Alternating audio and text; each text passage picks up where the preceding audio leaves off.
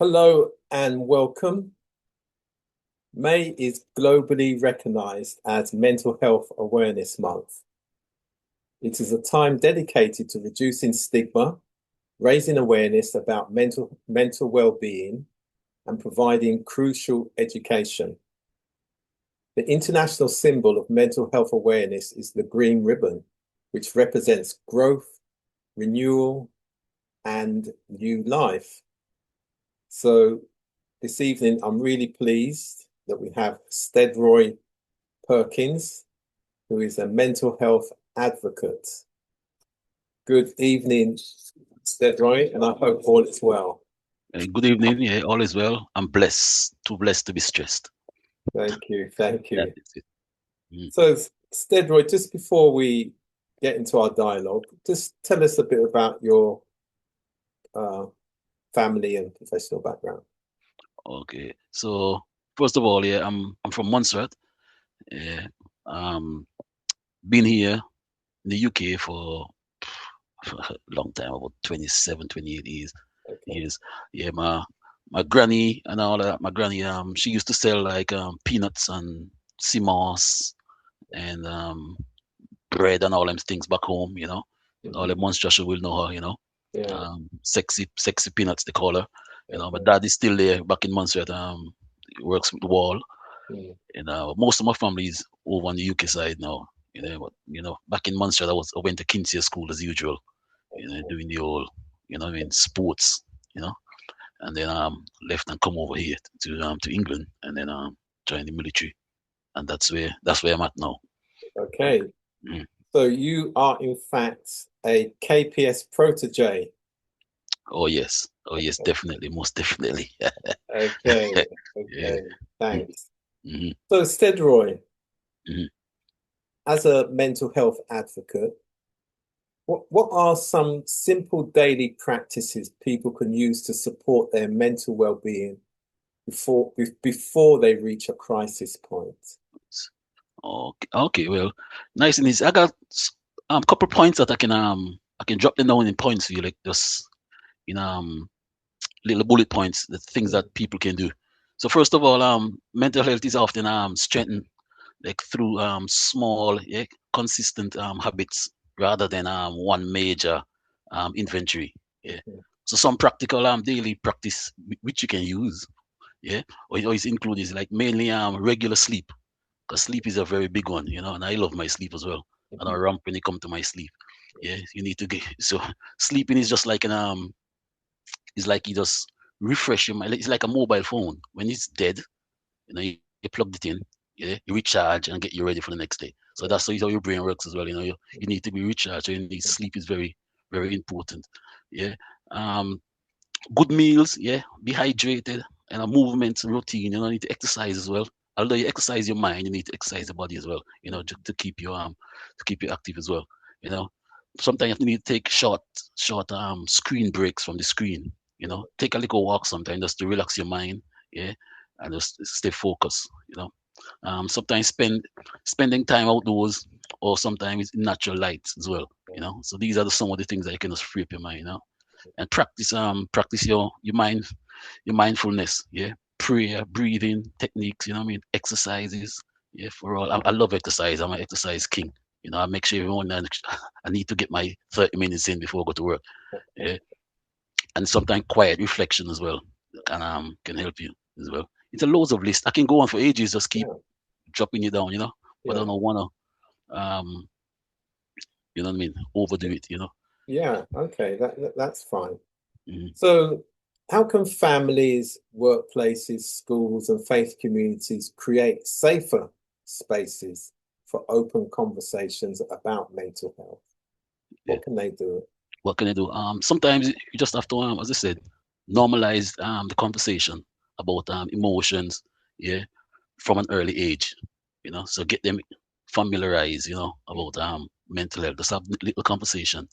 Sometimes it's good as well when you listen, yeah, without immediately trying to fix things, yeah, Mhm. trying to fix the problem. So that it's good because people like to hear when you're listening to the problem.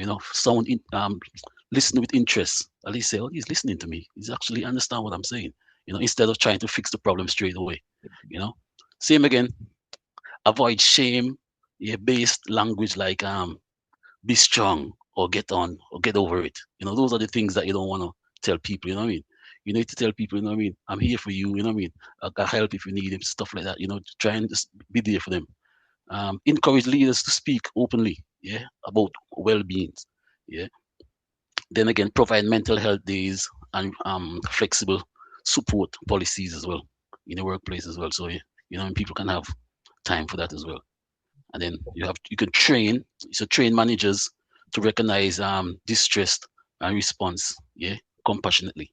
So these are some of the stuff. And then same again in schools. You can do it in schools, and you can protect, yeah, confidentiality, yeah, and reduce fear and professional consequences as well.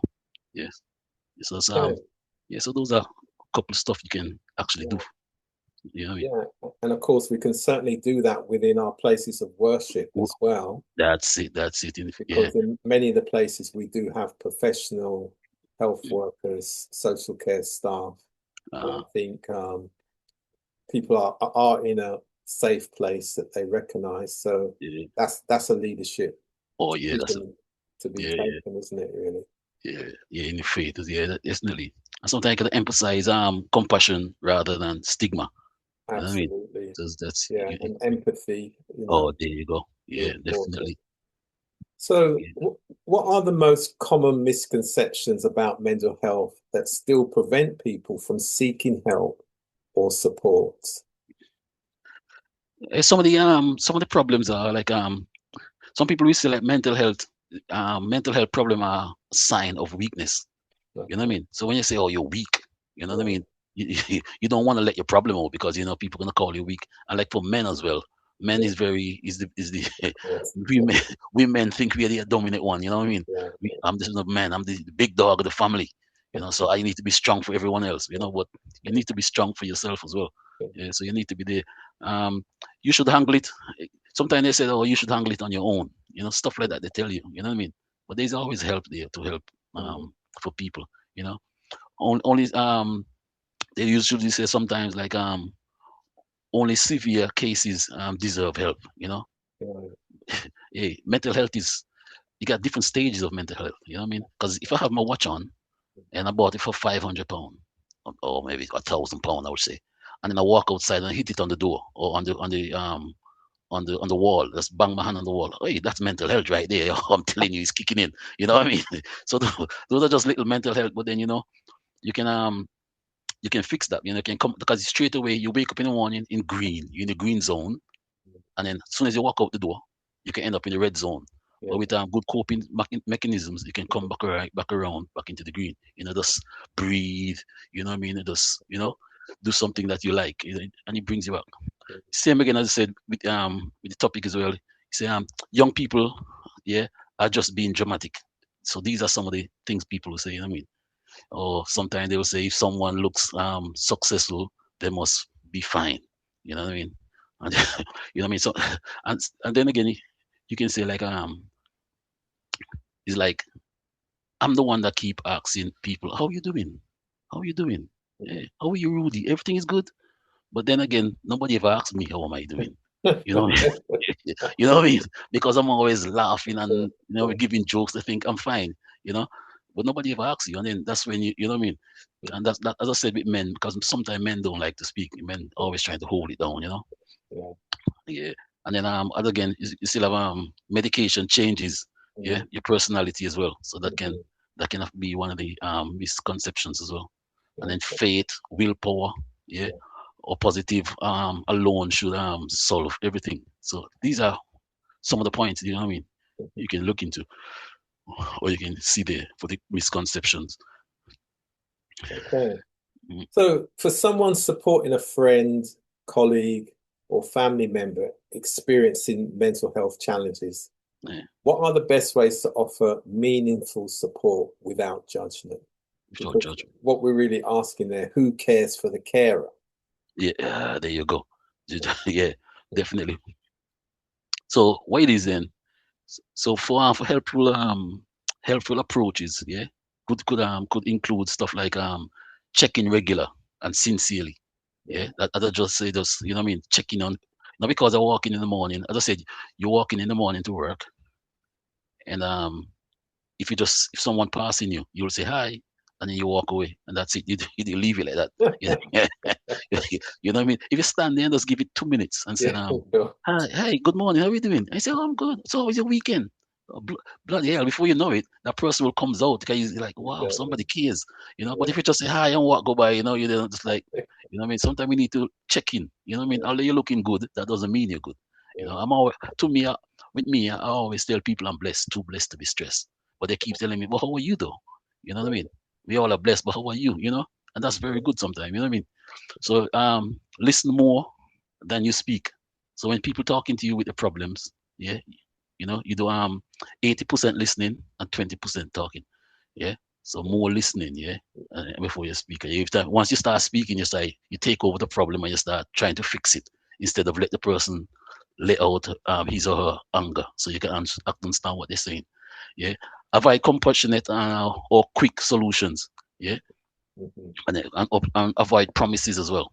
Sometimes people say, "I promise you that this will happen," but it never never does. You know me. Sure. Sure. They'll come back to you and say, "You promised me this," Yeah. like. Sure. So don't promise. Yeah. Yeah. Ask practical questions like, "What would you feel? Yeah, supportive right now. Yeah. Mm. What would you want? It's about you. It's your problem. What would you want? Not what I'm gonna do for you. What do you want me to do for you? You know what I Yeah. mean? So you put the emphasis back on them, so that they can say, oh, don't, because like in the military, for instance, if someone having mental health problems, sometimes you ask them, what do you want me Yeah. to do for you?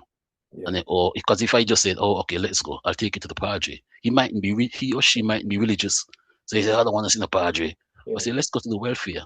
I don't want to see the welfare. That guy is always in people's business, So you have to ask them, what would you like, you know? Eventually, the welfare and the padre are gonna know about it because it's Mhm. a society that these are people look after your well-beings, you know. But they always the first instinct is always the doctor or the Yeah. Yeah. outside agencies who can help. Some people want that as well. Yeah, so those are some. And then again, you need to respect people's boundaries Yeah. and confidentiality. Mhm. Yeah, now because I tell you, as I said again, back in the army, if I tell you something, hey, you know what, mate, I think I have a little bit of problem.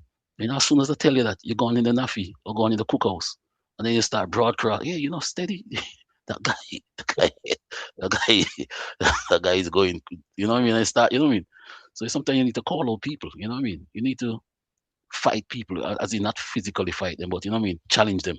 Yeah. When they say, oh no, man, because you have a little problem, don't try and spread it all around. You know what I mean? I tell you Yeah. something because I respect you. The reason why I tell people stuff is because they respect that person.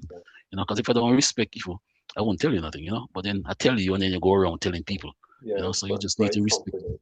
Yeah. Yeah, you just need to respect people's boundary. And then again, you don't have to go through this alone. Tell them there's help out there. Yes. There are outside agencies who can help you. You know, and the same again as I said before. You know, I'm here to listen to you. Tell me your problem. I'm here to listen. And then when you do listening to people, sometimes you have to get an eye contact. Because if you start putting your head down on the ground or start looking at your clock, you know, they say this guy ain't looking, he's listening to me. He don't really, you know, Not really that yeah, interested. you're not interested. Or even when you start looking on your watch, like time, Yeah. give people time, give them gaps when you need to speak to them. So, if, for instance, I have a meeting at 12 o'clock, yeah, I won't tell you to come at half past or 12. If I have a meeting at 12 o'clock, I won't tell you to come at half past 11 because I know you're gonna take longer. Because I'll be like, oh shit, I'll be looking at my watch all the time. So give them space. Tell them go away and come back at half past 12 because we have all that time right down. You know what I mean? Give them time to express themselves. Okay. Okay. So finally, Stedroy, what Mm. what what message would you like young people and community to hear during this mental health month about hope, resilience, and accessing support? And all those three areas you have already answered, but so what's your final message? Yeah, young people, yeah, they should hear about your feelings. Their feelings are void. Yeah, their feelings are very void. Um, they should they deserve support before things become unbearable. So there's support for them, let them know that there's support, ask for help, yeah. If any sign, yeah, or of courage, not failures, yeah. Still again, healing is rare, Lionel, and but improvement is possible. So as I mean, there's stuff there for you to do, and you are more than they're more they're more than your hardest moments. So don't think that, I mean, it's all, but for the community, to become stronger with mental health, yeah, um, it's treated with the same compassion, yeah, and seriousness as physical health, yeah, yeah. Small acts of kindness. So it's all good stuff.